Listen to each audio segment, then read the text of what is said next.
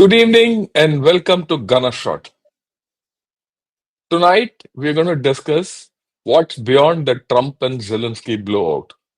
As you can see from the cartoon, इनका दोनों का वो connection टूट गया and it went very badly off at the Oval Office.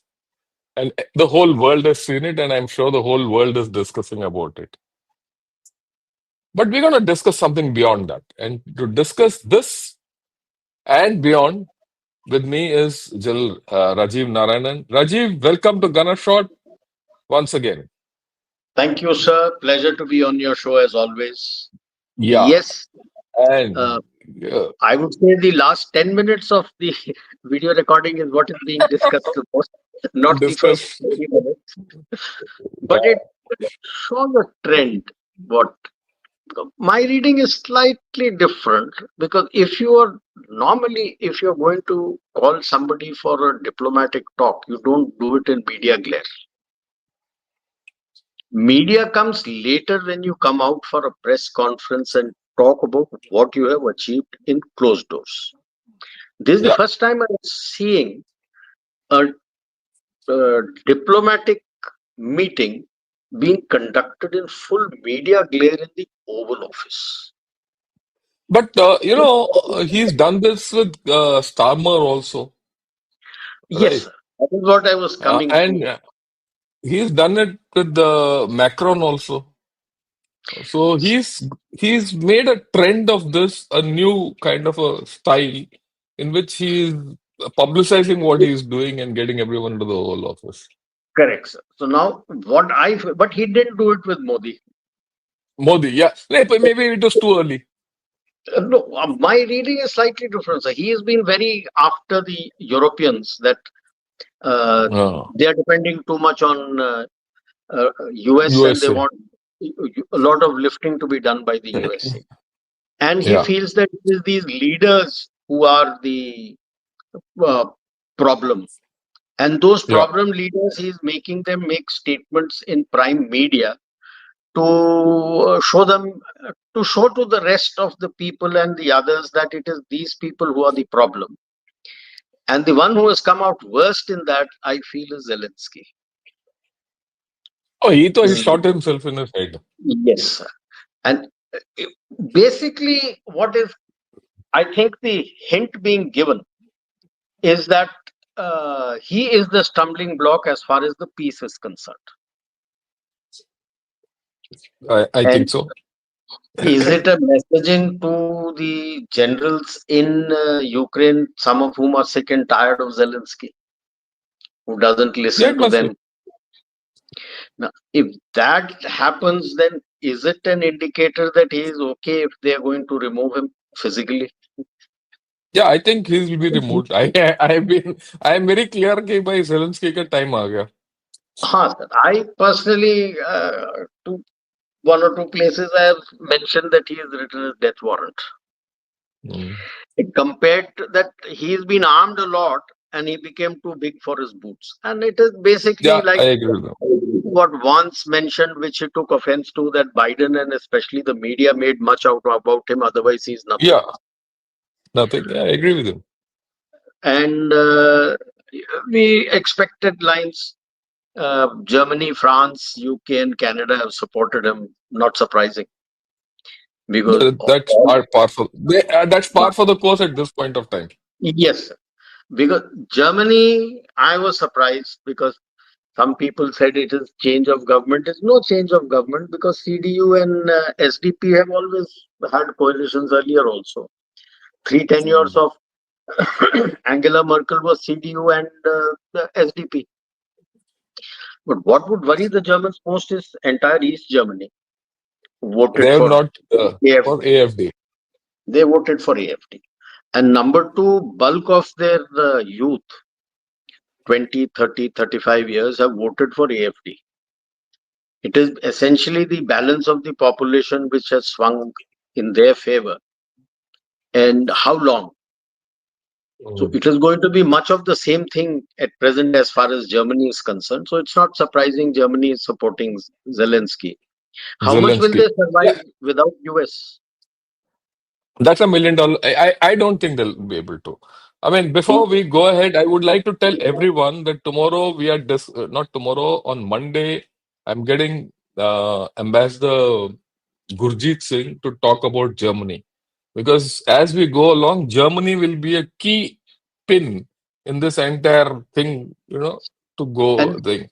And he's been the ambassador, Indian ambassador to Germany.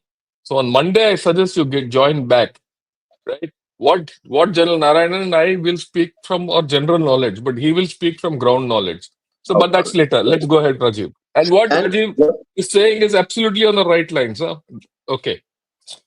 the problem with Germany, like we take one by one, their own economists are saying that if they don't pull up their socks, they're facing recession.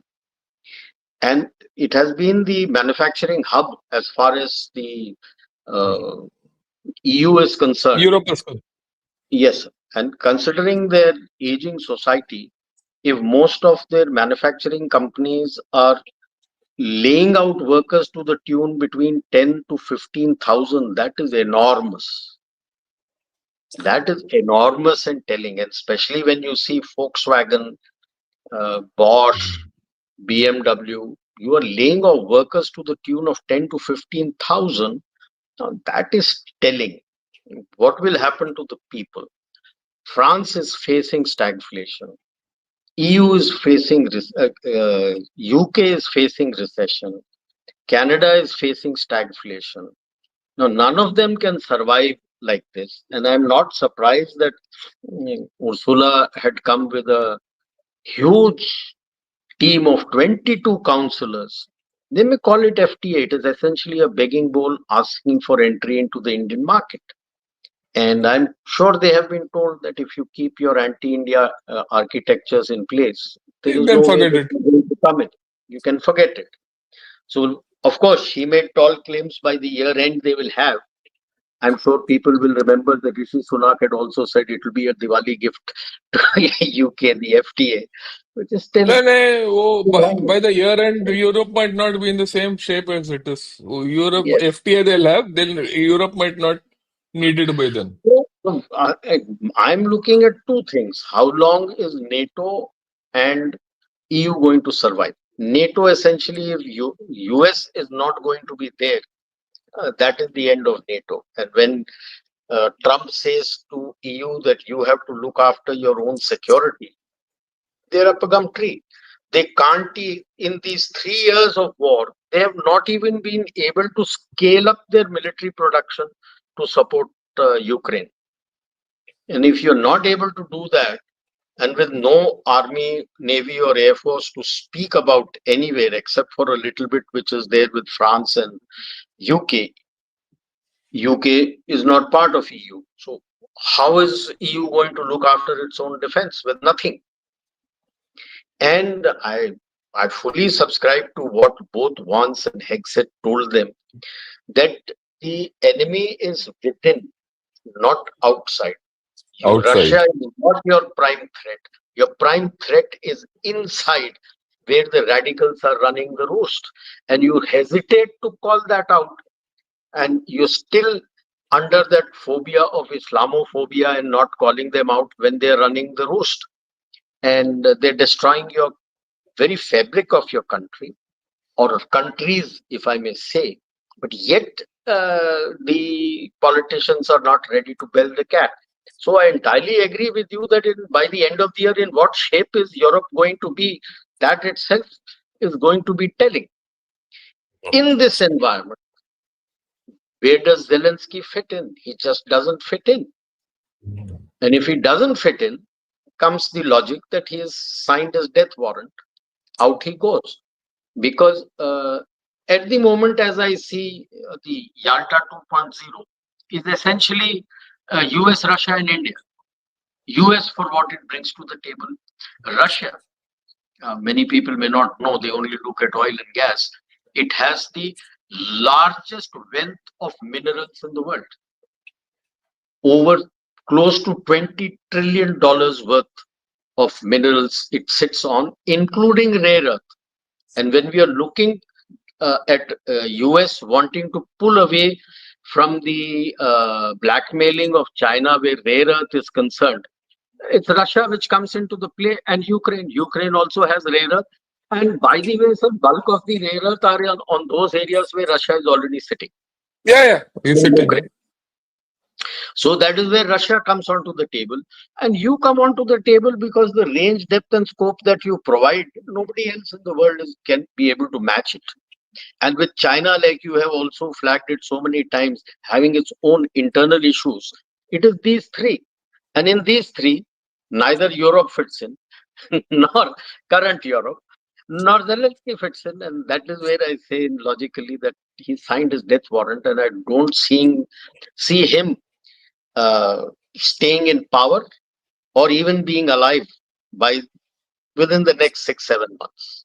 That is by the end of the year. He's not going to be there. Yeah. Whether he's alive or not, we'll see later. But the fact is that, like you rightly said, I don't think in the next 5 6 months he's going to be in power. He Wow. will be moved out, and Yeah. things will happen because, yeah. And Oh, when the that fact is that, happens, yeah. हाँ sir. नहीं बोलो Yeah, sir. go ahead. Go ahead. Go ahead. आप बोलो. No, उसके बाद आएगा. I was saying that it is once he is removed from the scene, then they will sign whatever deal and agreement that needs to be done with the Russians and inform them, and that middle deal will get signed by the new incumbents who will be in power in Ukraine. And while signing the deal, he is going to push for elections in Ukraine, which has been his norm right from the beginning. And he understands that as long as Zelensky is there, he may not be in the mood Conduct to have elections. elections, because he has got to remove all the people from inside. And I feel he is very clear that if elections are held, he will lose the elections. So they might Okay. remove him, get the other people to play, and then do the deal and have elections. And then my basic reading in all this, why Trump is in a hurry to sort out both Gaza and Ukraine, I think he's also aiming that if Obama could get a peace prize, he wants a peace prize. Oh, what a peace prize तो चाहिए उसको. इसमें doubt ही नहीं है. He wants a peace prize is beyond a Nobel Prize for peace. Look, people, Obama getting peace prize was a bloody fraud. As far as I'm concerned, it was a fraud. He did nothing and he got a peace prize. How he got it, I don't know. Nothing, yeah, he just got elected, and for getting elected, And they then, gave him then a peace he prize. gave him a peace prize. Okay. And in fact, a lot of our problems today, which we are inheriting and we are, dealing with, are a product of what Obama has done. After Done. all, he is the one who looked away completely when those islands in the South China Sea were Yes, being yes, built. yes, If that had not happened, China wouldn't have been so strong. strong, yes. And As it all at that begins time, with that Scarborough Shoal incident when he pushed yes, Philippines back and didn't push the Chinese back. Chinese back, and he could have done it at that time. If he had done it, the end of story. After Yes, all, if you for all remember, you go know, back to the Clinton days, Xi Jinping may not have become the become the general president also, secretary. General and not secretary, only but that, yeah, he was the one who was pushing for being aggressive there. yes, and you just go back to the time of Clinton when Clinton just sailed a aircraft carrier through the Taiwan Strait, and after that China just shut up and sat quiet for the next uh, maybe a decade. So I Yes, think Obama has a lot, and at that time he didn't handle Europe also well. You yes, know, he didn't handle Europe at all. He allowed this westward expansion of NATO to take yes. place. Not sorry, but not westward, eastward It's expansion. correct. Right. So He I pushed it. think he's got a lot to blame for in this entire game, but then that's a different story. So let's look at this. Okay, we now are very clear that okay, one of the I won't say major options, almost a certainty, barring some miracle which takes place, is that Zelensky will go. And but how do you see this war going forward as we are? It's there He's today also. basically, Even today, there's firing going on and all those things going on, and we know both are exhausted. Nothing will happen. yes. There is nothing much except what are they going to do is they'll just draw the lines wherever whoever's in occupation. So that is what Hexet has also said, that to expect a 2014 borders back again is not feasible. And while Russia may have put in those four provinces, the area that they have occupied, Donbass area and Luhansk area, is essentially what they were interested in. I was surprised that Putin then pushed for it in the 2014 and 15 Minsk agreement to take over these areas, because those people are Russian predominant and they wanted to merge with Russia. And of course, after that, there have been a lot of shelling and other things from the Ukrainians to suppress them. So now he is in occupation of that. And he has a direct link now to Crimea. So that Crimean, they had also stopped the water to Crimea once Russia had occupied in to, or rather, should I say, reoccupied, because till 1954, Crimea used to be part of the Russian Federation. And Yes. it was the Ukrainian Khrushchev who handed it over to Ukraine and said Crimea to be part of Ukraine, much Mhm. against the advice of his people. So they have reoccupied Crimea. So this is what it stands. It remains to be seen. Will Trump permit them to have that small enclave in Kursk area, which the Ukrainians have? That is a small patch left that they will leave. So this is where it is now. Will it be a peace treaty or will it be an armistice, a ceasefire? I presume it will be a mix of both, because be that as it may, that Yalta 2 may be having Russia, Trump will always want to have a handle with him for the US to uh, do something to both to Russia and India. So I don't see him giving up on both Pakistan and Bangladesh in a big way. He will have some keys available within that region for himself.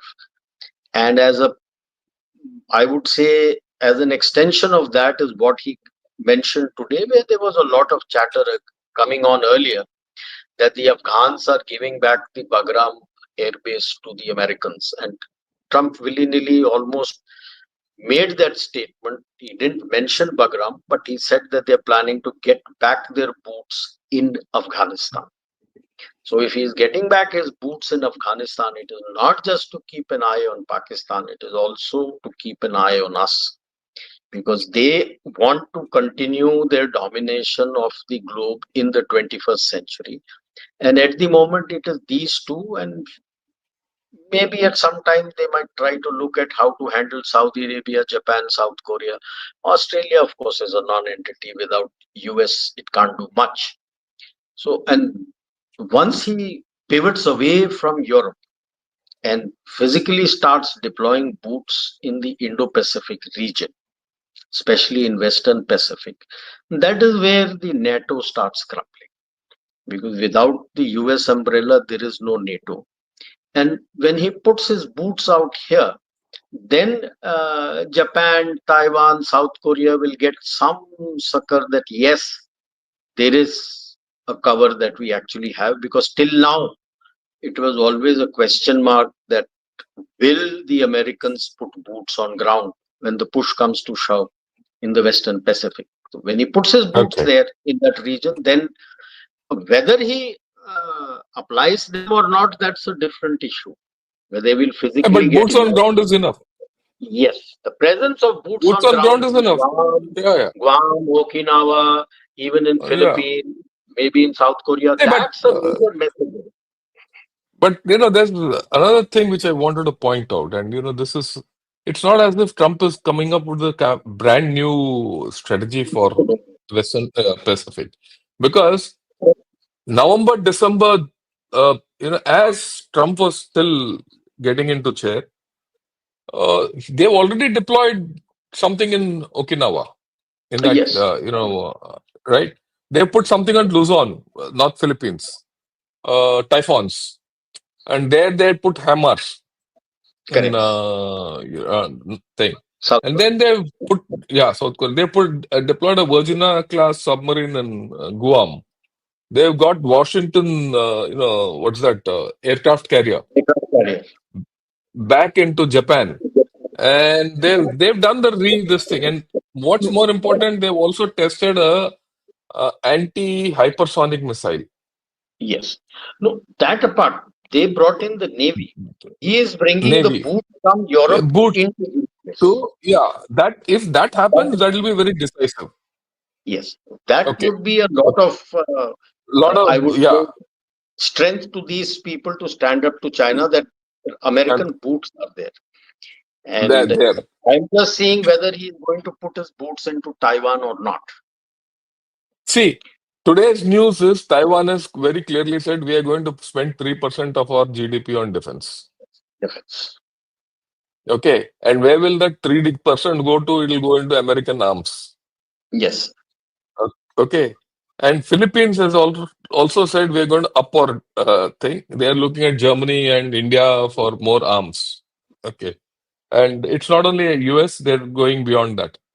So this on that score, I have no doubt that by the end of the year, my view is that we will be our focus will be more on Western Pacific. Correct. I feel that it is by the end of this year or maybe beginning next year when the actual pivot to Asia will take place, when the It boots will come have out to of take place. NATO and come here. Come here. Okay, we have 1 year to go between this and that. How do you think this Russia-US equation will turn out? Okay, we can talk of Yalta 2.0, all that. On ground, how do you think it will work out? Basically, US would like to do the deal after all Ukraine, the raw earth deal he wants, rare earth. Similarly, Hmm. with Russia, it is if you look at it closely, what kind of sanctions they did. They never sanctioned the minerals. They never sanctioned the minerals from Russia, except for oil, gas, and other things they were sanctioning, not the minerals. No, Even even the oil gas was sanctioned within the under a priced band. yes, sir, but minerals they never touched. Even the enriched uranium which they were getting for their reactors from Russia, they never touched. That is what they want to strengthen so that they can balance out the extreme dependency of rare earth minerals and other minerals on China. Today, China is controlling all that, Yeah, 95% and of they can. the. So to balance that out, and that is where they are looking at these. And I basically look towards Russia is basically for this. And that is why I say that they will always try to keep a handle. And which is where I have my doubt whether it will be a complete peace treaty or will it be a ceasefire, something like North Korea. Yeah, in And fact, I also feel that the reason I'm saying it toward, is we have mentioned it then of UN and European and non-European boots to oversee that, which is indicated because if you have a peace treaty complete, then you don't need UN boots on ground. When it is a ceasefire or an armistice like North Korea, then you need boots on ground to see that whether it is holding or not. yeah, see. There's no question of a peace treaty because the Yes. borders will not go back to original thing. Yes. And if the new borders will not be recognized by USA because that is granting expansion of Russia, they'll never agree. They'll Yes. keep it in animated in a So that is suspension. why I feel that that is the handle they will always keep with Russia. Always keep, yeah, with Russia. So that means some boots on ground have to come, and that's something which Russia has to learn to live with. So that is where he had mentioned not American boots, but European and non-European boots, Long European boots, right? which is under Also, UN, yeah, a I UN also peacekeeping feel force. that I don't know whether there's a UN peacekeeping force will come because considering the fact that Trump doesn't respect UN, whether UN peacekeeping force But will come. here he was giving a hint towards UN. Otherwise, if it is UN. European and non-European, then how do non-Europeans come there unless there is an overhanging Uh, umbrella of the UN? okay. UN, fine. So, so that is one thing which is giving security. I mean, I also feel, I just thought I'll share it with you because some part of rare earths will be in Russia. So he'll Yes, have a deal with Russia also. And yes. that deal with Russia itself will give security to this whole story. Whole story. So basically, wanting to cut. the dependency on China as much so that China is not able to do geo-economic blackmail on these issues when high tech is concerned, so that he can put more squeeze on China on high tech issues. Yeah, That he's is see the one thing battle is line. okay. The second thing which I also feel is that he'll have a deal on the Arctic with Russia. Yes, he should be having, and that is why I feel it's the thrust for Canada and Greenland to A, Greenland put out China, and B, completely. he has a synchronous border all along which he can control, starting from Alaska, Canada, and coming to Greenland. So north of North Pole is his, south of North Pole One is side. with the bulk of Russia, and so they will have an agreement so that there are no flashpoints. How will you use? What will you use? It also has a lot of, I'm told, minerals and others waiting to be Yeah, taken Greenland, out. Greenland, Greenland. Greenland, Greenland has got he will take Greenland is good. possession. Because Greenland, the minerals are all towards the southern portion, where Mm. essentially the 57, 58,000 population lives. But it is in the Arctic Sea also where they will manage how the FONOPS can take place. Let's see how the because that is something which is completely what shall I New. say new. Greenfield We don't know territory. what's there. It's Yeah, greenfield territory, sir. Nobody greenfield knows. territory. We don't know. Nobody knows what's there in north of Greenland also. Yes, But yes, there yes. are confirmed uranium I'm resources sure out there. under that permafrost also there will be a lot of minerals They available. will be And if the yeah Arctic Circle is melting and going away at some point in time, the Greenland permafrost will also melt. belt. So on that there's no doubt. Okay, so that's Russia. Do you think China Russia equations will undergo a change? Look, first and foremost, they will undergo a change. The way I look Yes. at it, if so much is happening, Russia will be forced to veer away. It will be forced. It's forced leverage. Yes. The other issue is essentially Russia has never been close to China because he is very wary of it in the Far East. And that is why you find that some years ago when they had their uh, Far East Economic Forum, they never invited Xi Jinping. Modi was invited. And it is Vladivostok Chennai connection that he has Link. given, nothing to China. Nothing to China. And the latest deal that he has done with India, I'm surprised a lot of our media has not discussed it at length. Also, apart from the logistics arrangement, it also deals with logistic arrangements for Indian ships going along the Arctic Circle, the 19 bases and the 5 civilian He is bases given, there yeah. is available to Indians, Indian shipping, Yes. which is not given to the Chinese. So I automatically he'll easily wean away from China, and that will actually isolate China to a big extent. And I'm not surprised that their mouthpieces are writing about Yalta 2.0 with China, and they're talking a lot now about India, China, and we must to hold our hands together and all that will start coming in. It's natural, but natural because China suddenly now feels isolated at the high table. Yeah, not only that. In fact, I want to tell everyone tomorrow evening, 5 o'clock, join on. In that open hour, I'm going to show articles to you from China, how they perceive this whole story. They're worried. They're very worried. Chinese are very worried. I'm talking of Guancha, which is absolute Chinese vernacular, verbatim, which I'll tell you exactly what do they think, and then that will put things in perspective. Okay. Uh, Now the point, what I wanted to highlight an issue. You see, let's look at the North Korean angle. Many people don't understand that the biggest vulnerability of China. It used to be a strength. The biggest vulnerability of China is today North Korea. And what Russia has done in the past 1 year is it has weaned North Korea away from China. And that fact is reflected by the issue that North Korea has again sent troops there to uh, Ukraine To front, Russia, Ukraine front. That's Russia. Yeah.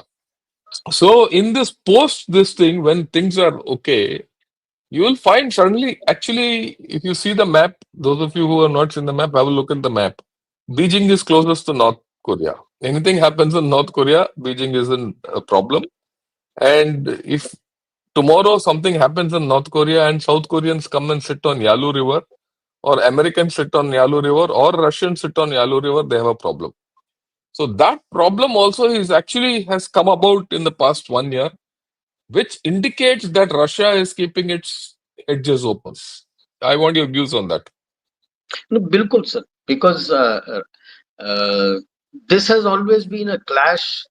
Has been a three-way clash, I would say, between Tsarist Russia, stroke Soviet Union, Japan, and China, especially Manchuria, Korea, all these areas. Like Yeah, all occupied territory, reoccupied territories. and till or 1905, Port Arthur, which is near Dalian Port, which Chinese have, was occupied by the Tsarist Russia. It was the Japanese who went and defeated them there. And at the Second World War in Yalta, Stalin had asked for all these territories back to Soviet Union, which is Manchuria and Dalian, all that areas back. So this has always been a point of contention. And the only reason why in 50 China went into South Korea was that at that time, of course, with the support of Soviet Union, they didn't want a capitalist country right on their border. Yalu River is the border between Korean Peninsula Korea China and and China. So they had a buffer with North Korea, and they suddenly now find that this buffer no longer exists. It is much closer to Russia than to them. yeah, and So he and not will only be. that, what I want to tell people is today North Korean communications and all are based on Russian satellites, no more on Chinese satellites. They switched 6 months back away from China. um, China. So I think China is And will I have its find own problem. there were four Yeah, countries in this play that were being isolated: China, Iran, Turkey, and the odd man out Qatar. And now you will get to understand why the Emir of Qatar came running to India. India. Yeah, Speak to you. 10 years ago, he had come, 2015. After that, he would not come. And now suddenly he invited himself and he came and done all the deals. And he's given a lot of port handling and other facilities to Adani and other things he has signed, and he has gone off because he suddenly realized that he was backing the wrong horse and he's being isolated. And he would like to be isolated. He would like to be on the good books of the new, whenever the new structure comes out, whichever way it is. And he feels that, like I have always said, India is going to be the fulcrum of whatever comes out. In whichever manner it be, India is going to be the fulcrum. So he has come running to you. And you are the fulcrum. You might like to put in a good word for me to Trump so that he doesn't no, thought. for those of you who have forgotten, when our prime minister went and met Mr. Trump, Trump. he said, "I'm going to have this corridor from India to Middle East to Yeah, Greece I to know. Italy, then IMEC." He said that I'm going to start this. I'm going to have this wonderful, beautiful corridor full of economy going up and down and all that. So, and the linchpin at one end is India. So there's no doubt in my mind about this. Bilkul, sir. And Qatar and Turkey and Iran are getting left out in this IMEC. They are on Left the out, flank. yeah, They're on the flank. flank. In fact, if last year when I analyzed the IMEC, one of the biggest problems Turkey had was how can this go through without Without Turkey how can with Turkey अभी तो वो middle east भी sort out हो गया Haifa भी खुल गया पूरा हिजबुल्लाह भी खत्म हो गया Bilkul, Lebanon sir. also is getting under this resorting and now Gaza will start looking कि भाई रिवेरा आ रहा है कि नहीं so that this in the entire chaos which is creating this IMEC will roll out. That's my assessment. Reports are coming. Greece is not too happy with the Chinese in the Piraeus port. They want to hand it over to India. And some people are talking that it might go to Adani. It is with Costco since 2008-9, but they're not too happy. So they would like to give that. And I feel it's going to be a three-way battle between Greece, Italy, and France. All of them want the IMEC port to come in their place. But unfortunately, other than Piraeus, neither Italy nor France has that big a deep sea port which can handle that level of traffic. So it most likely will land in Greece, and that is why Turkey is so worried, because Greece becomes very important in this play. And we all know they have a standoff with Greece as far as Cyprus is concerned. So Turkey is going to be very worried that Greece comes into prominence with Piraeus coming here. And I feel it will come there, because if nothing else, just to uh, pinch Erdogan. No, that's not only that. There's no doubt about it. There's no doubt. It's a stated policy of the Trump administration that we are going to have a corridor, and which is going to. He's not said it'll rival BRI. He's going to force BRI out of this area. I have no doubt about it. In any case, I feel BRI is already a dead duck, sir. No, We have it's been dead. talking a But lot. then, Yeah, we have been talking a lot of how it has impacted those low-income companies, and their economies have become debt-ridden. yeah, But look at the blowback impact on the Chinese economy itself. They have put in so much of money with nothing coming back. and got nothing coming back. But well, So their economy is also impacted. So okay. here I Well, was saying that instead of spending money to make a deep sea port, you already have a ready-made have deep sea one. port available in Piraeus. Yeah, I agree with you. Do you think Trump will allow some leeway to Russia as part of this deal into the Middle East back now that he Russia has lost that Syrian port? I don't think so, sir. I don't think so, because if you read their Republican papers also, which Ralph Peters had written, they were not keen to leave those ports with Syria in any case. Tartus and दूसरा क्या है उनका जो भी है, it's okay. Latakia, Tartus and Latak. Latakia. They were not keen. In any case, he has relocated them to Sudan. He has come into Africa. Libya and Sudan he has come into. So I feel the next battle for geopolitical influence, there are two places I feel it will come. Middle East will always be there. Anyone and Yeah, everyone would like to have that. The others are, of course, your Africa and Latin America.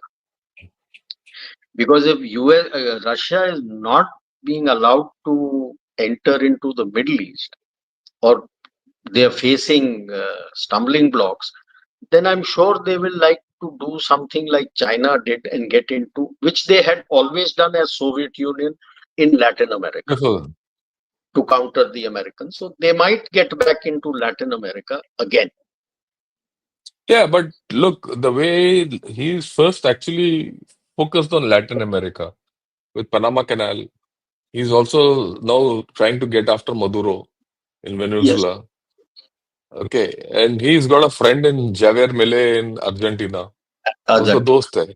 My I mean, biggest issue is that, for all you know, he might give the Falkland stroke Malawinas back to Argentina and tell him you take it out of Argentina. Argentina. Yeah, This is वो my भी हो सकता है. area. This is my area of influence. I don't want you here. You go out You, from here. yeah. You're happy with So Gibraltar? Not here. yeah, already there is a issue. Again, the Chinese analysis suggests that they're having problems. They already smell problems in Latin America, Yes. where they're right, and I think Colombia has already said, I'm no more part of BRI. Oh yes. People are stepping out from BRI. They're not very keen, because they're also realizing that the countries are getting into debt, and they're achieving nothing. They're not able, nothing. Okay. Now let me turn our discussion to India. What do we do in this kind of a situation, You got, geopolitically and militarily? Two so two I would say, aspects, geopolitically and militarily. no, our geopolitics, I would say, depends on how well we handle our geoeconomics. That is number one. Number two, militarily, we have to be very careful. It's all very nice indicator by uh, Trump to talk about Bangladesh, that India will sort it out. Indirectly, he has hinted that you have to look after the Indian Ocean region and I will look after the Western Pacific Ocean, is what my reading is. If you have to look after the Indian Ocean region, then the manner in which this modernization capability development has is progressing, I don't think will achieve that. You got to start looking at becoming a having a prompt regional response capability, which is what Trump is looking at in the larger perspective, not just in the military, but since we are looking at military, then we need to have militarily also a prompt regional response capability for anything, whether it be HADR. Piracy, we have already shown, but we took away our ships and we went there with 10 and 2, which were Aden Task Force, and we went there. So, for these types of things, we need to start looking at how we are going to have a regional prompt response capability. And in that, the restructuring that we are doing, I find one thing missing, which I had been writing since 2016 on this, that you need a strategic theater command. You can't leave it to these theater commands that you have made that they will be able to provide a strategic response capability. While the response capability may rest with them, strategically overall to understand where to go with what and how has to be under the CDS with a strategic theater command to be able to sort this thing out. Otherwise, you're living in a pipe dream. This will not happen Yeah, yeah. overnight. Take you Actually, 10, 15 years. actually, Otherwise, it's a pipe dream. yeah, you actually echoed what I've said, what I thought. The first time when theater commands were, outlined, I still remember I just drew a map. I said one will be naturally Northern Command and China, Western Command, Pakistan, a Maritime Command, and I drew in the center a reserve command, a Yes. reserve theater, a reserve theater. I said this reserve theater should have everything which is meant for reserves, because the complete game of geopolitics will be all about reserves. Geopolitical. Yeah, for out of area contingency capability, whether for your nuclear response capability, your complete SFC and all should come under the reserve command. Your deterrence, big deterrence value has to come out of the reserve command. You call it strategic command, Strategic. strategic theater, Because or reserve. all your, like what you said, why I called it strategic command means all your strategic reserves have to be there. Are in this, And all these, including your space. yes, all your theater commanders will be looking towards that specific theater. At the overall grand strategy level, this is Grand the strategic person you level. have got to coordinate. Yeah, I really hope that uh, people start thinking of it, because my view is that as we change our structures, we also have to change it in tune with emerging geopolitical realities. Yes, yes, that has to You be can't there. say that has to be there, and you can't say that I will live with the old story. No, and also while we are talking at the highest, higher defense structures, it percolates down because your new technologies come there.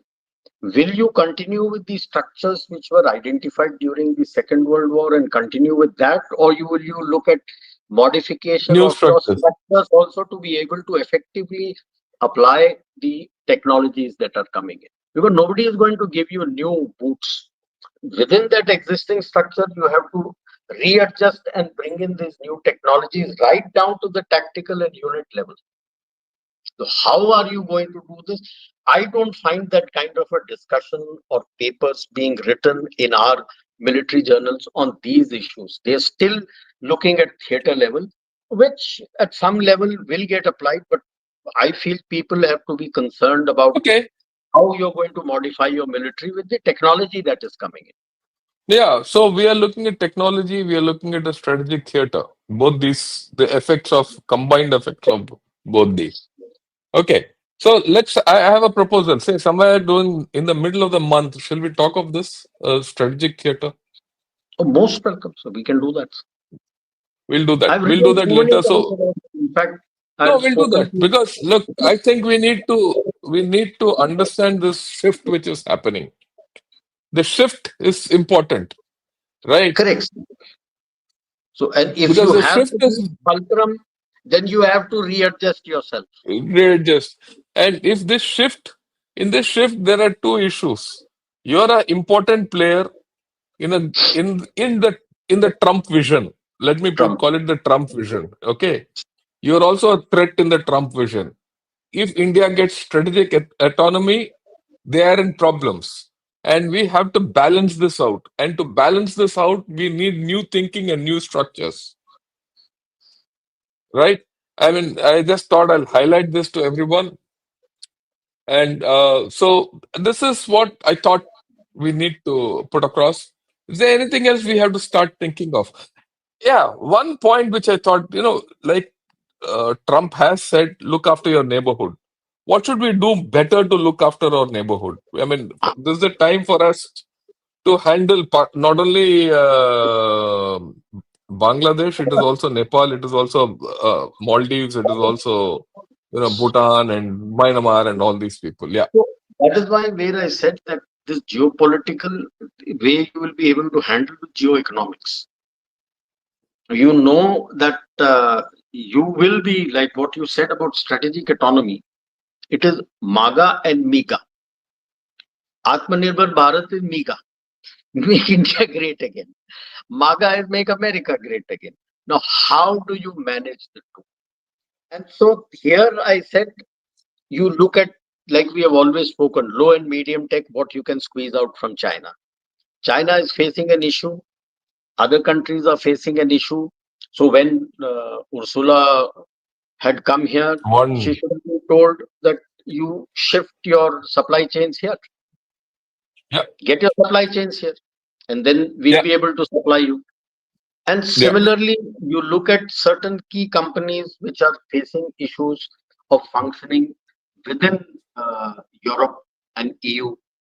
Can something of that be established here within your place? Because then you will find, they will find that they get a much more stable place to work from, and they can build and export to the other places also. Now, these are the things that you got to see before, yeah. like Trump is selling MAGA, he wants companies to come there, but he doesn't have skilled labor to run that MAGA. And for skilled labor, at the lowest level is looking at Mexico, at the higher level is looking at India. Now, India. then then you will have a problem for your MEGA, Atmanirbhar Bharat, because you need your own skilled labor also. So, which is where I say this is the balancing you need to do when you can get these things here. Don't ask for everything to come here. Why would you want complete Rolls Royce or complete Airbus or complete Volkswagen or something to come here? Get a portion of it here. Say in No, this but you region, can do. start with the region. I would say No, start with but the you region. can.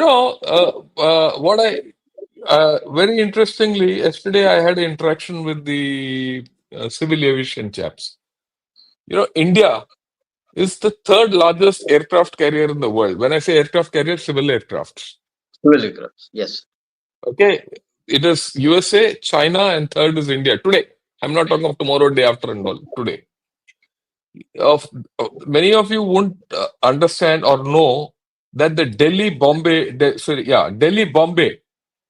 aircraft, route is the eighth. I mean, what shall I say? Most crowded route. Busiest route. Eighth, eighth Yes. busiest route in the world. Okay, this is where we are going. And then our north-south air traffic from Chennai, Hyderabad, and Bangalore to Delhi follows. For- It's somewhere there. The complementary, these three, this triangle put together to Delhi actually is more busier than Delhi, Bombay also at times. So I just thought I'll put all these across, and we need to now start looking. You see, while everyone looks at capital and all that, I would like to look at revenue. I would like to look at ship repair. I would I would like to look at MRO, overall MRO. MRO Because for I aircraft, always feel the MRO is the lowest hanging fruit available to you. fruit available And to you you. have all the kind of range, depth, and scope to provide it. Get the MRO bases here. Then you start bringing their entities out here that we will be able to support. From here, you will be able to support whatever you have deployed in the region. Those kind of vision starts need to coming in. Number two, which I've always been flagging in various fora, I don't find this kind of thinking in our business houses wherein what are the archaic policies that are existing within the government which inhibits this thing from coming faster that they would like to change. They wait from budget to budget, and they're only looking at taxing and this tax and that tax and reducing GST on this. They have to start concentrating on the policies. We can keep saying that archaic policies need to go.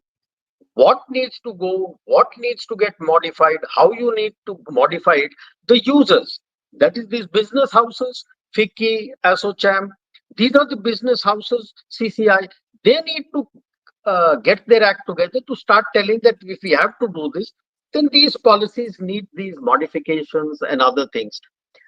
If that doesn't come through, then you will miss the bus. Miss the bus. Right.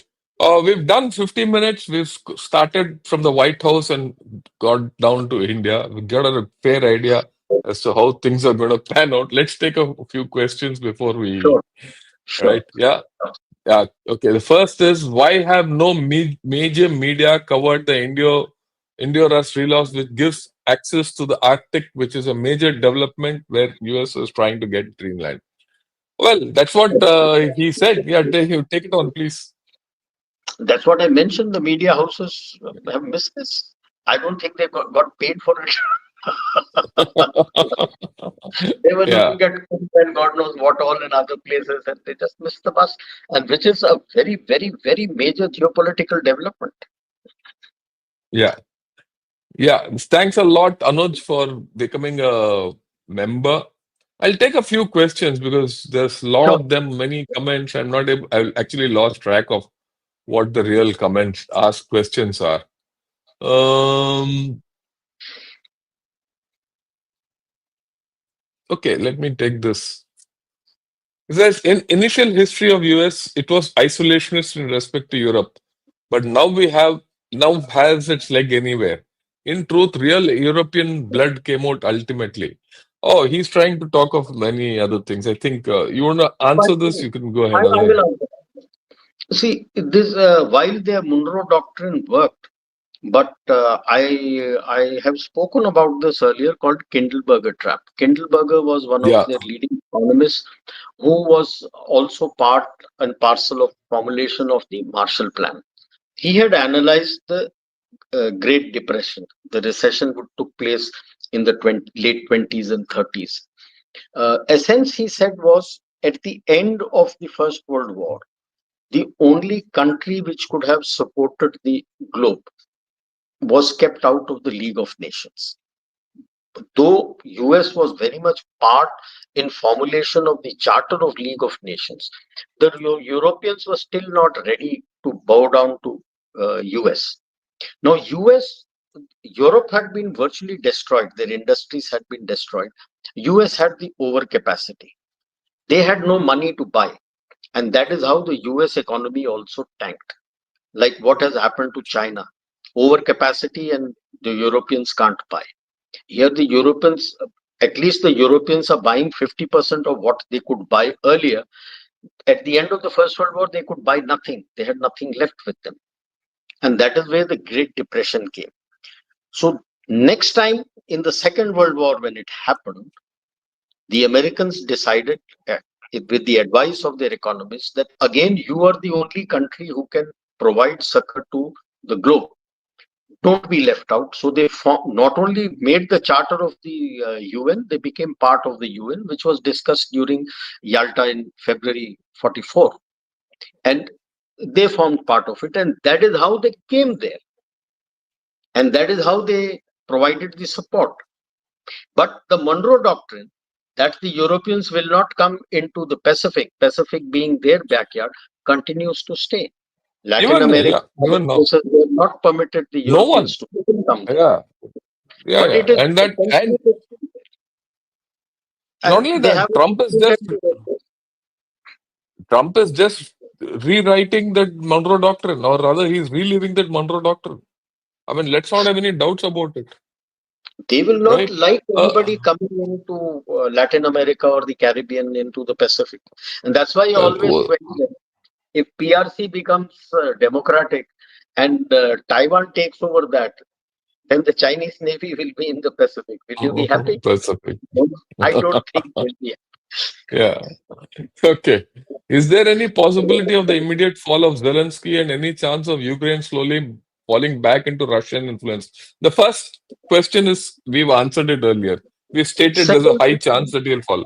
Second one, yeah, second, we have already said that it's more likely to be a ceasefire. That's why he was talking of yeah, peacekeeping force of European and non-European with boots on the ground in Ukraine.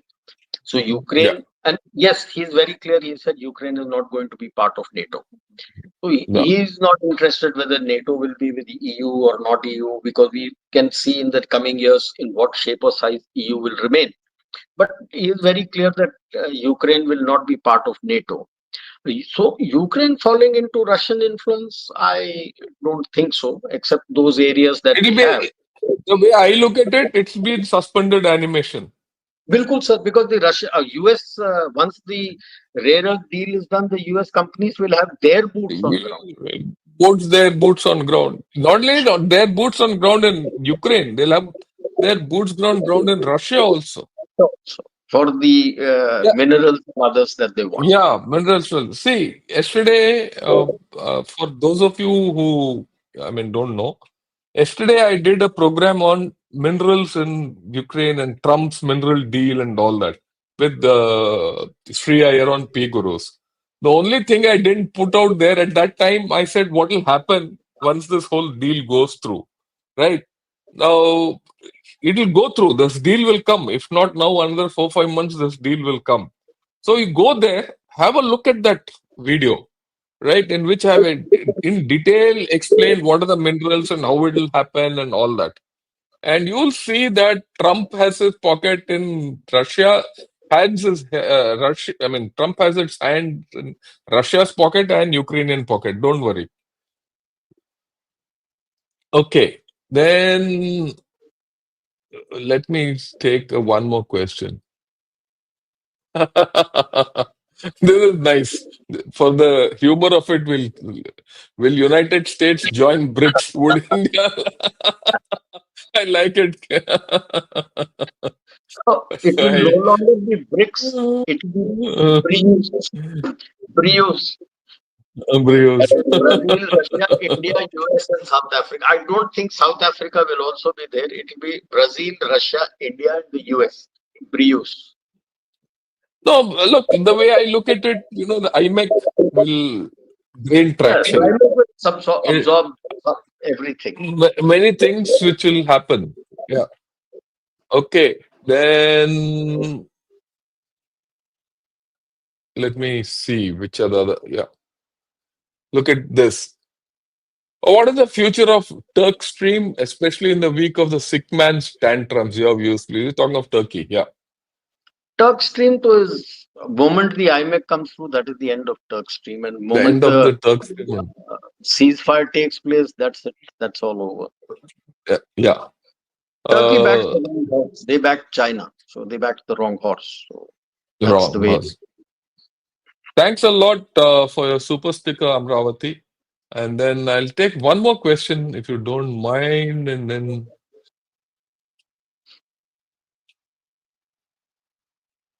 okay, let me see if there's anything good. A good question is what I'm looking at. Which